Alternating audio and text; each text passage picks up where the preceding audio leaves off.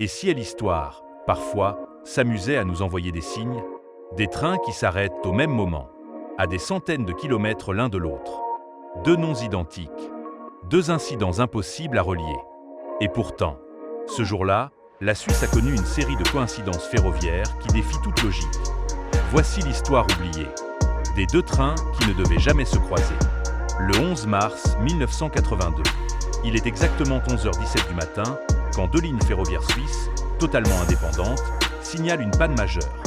À l'est, dans les Grisons, un train régional s'arrête net à l'entrée d'un tunnel, sans explication apparente. À l'ouest, près d'Yverdon-les-Bains, un autre train subit le même sort, bloqué à un passage à niveau. Aucun lien, aucun point de contact. Les deux trains roulent sur des lignes différentes, opérées par deux réseaux distincts. Mais ils ont un point commun, leur numéro d'identification. Par une mise à jour récente des horaires, ils portaient tous les deux le même numéro, 117. Et les conducteurs, tous deux s'appellent Hans Müller. Simple coïncidence? Attendez. Quelques jours plus tard, un journaliste de Lausanne exhume un fait oublié. Le 11 mars 1912, exactement 70 ans plus tôt jour pour jour, une grève générale des cheminots suisses paralyse le pays. La répression est brutale. Parmi les figures syndicales arrêtées, Johann Müller, ancien conducteur de locomotive. Et là où l'histoire devient vraiment étrange, c'est que le chef de régulation des deux lignes en 1982 s'appelle Kurt Müller, petit-fils de Johann.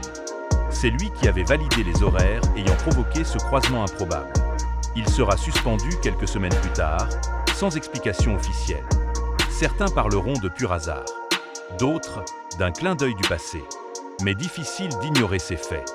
Deux trains, même numéro, deux pannes, à la même minute, deux Hans Müller, et un 70e anniversaire oublié. Un petit-fils au cœur du système, comme un maillon caché dans une horloge suisse. L'histoire est documentée, mais jamais relayée par les grands médias. Trop absurde? Trop parfaitement inexpliquée? Peut-être que certaines coïncidences ne sont pas des accidents. Peut-être que telle histoire se répète, silencieusement, pour ceux qui savent l'écouter.